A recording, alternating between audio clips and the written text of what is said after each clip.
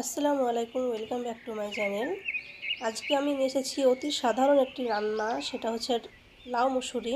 তো এই লাউ মুসুরি বানানোর জন্য প্রথমে আমি কড়াইতে সরষের তেল দিয়ে দিচ্ছি। এবার তেলটা একটু হালকা গরম করে নিচ্ছি। তেলটা গরম হয়ে গেছে, এবার এর মধ্যে দিয়ে দিলাম আমি কয়েক দানা সাদা জিরে, 2 টুকরো শুকনো লঙ্কা আর 2 টুকরো তেজপাতা। এটা আমি ফোড়ন দিয়ে নিলাম।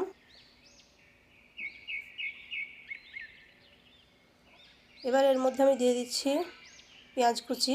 তো পেঁয়াজটাকে এবার আমি একটু ভালো করে ভেজে নিব।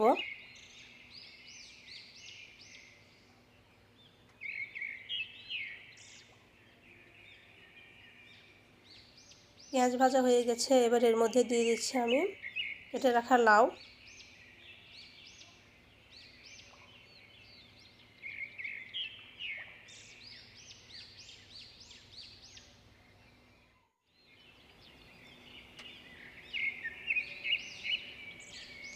এবার দিয়ে দিচ্ছি আমি ধুয়ে রাখা মুসুরির ডাল।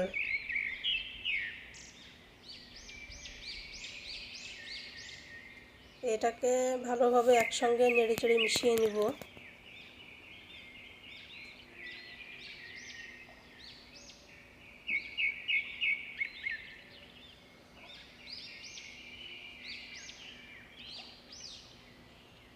দিয়ে দিচ্ছি চেরা কাঁচা লঙ্কা, আদা রসুন বাটা, একটু হলুদ গুঁড়ো।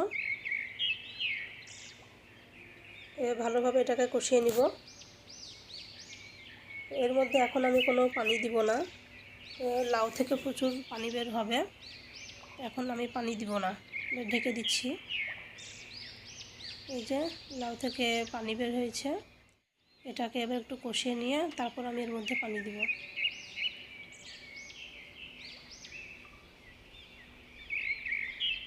এবার আমি এর মধ্যে ডালটা সেদ্ধ হওয়ার জন্য একটু পানি দিয়ে দিব।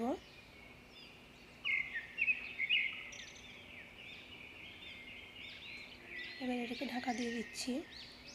অনেকেই আছে এই রেসিপিটা যখন রান্না করে প্রথমে মসুরের ডালটাকে সেদ্ধ করে নেয়, তারপরে লাউটাকে দেয়, কিন্তু এভাবে রান্না করলে খুব ভালো টেস্ট আসে না।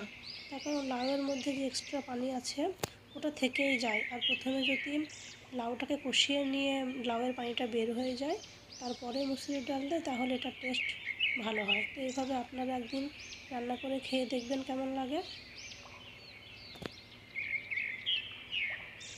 এবার দিয়ে দিলাম আমি স্বাদ মতো লবণ।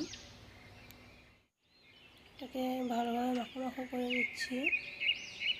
এরপর আমি দিয়ে দিচ্ছি ধনে আর জিরে গুঁড়ো, দিয়ে দিলাম একটু ধনে পাতা কুচি।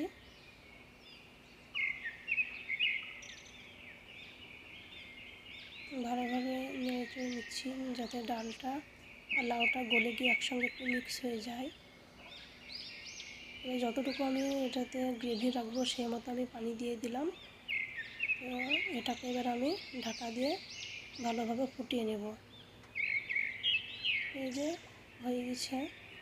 আমি এর থেকে আর বেশি ঘন করব না, আর এর থেকে বেশি পাতলাও করব না। এবার আমি গ্যাসটাকে বন্ধ করে দিলাম। আসসালামু আলাইকুম।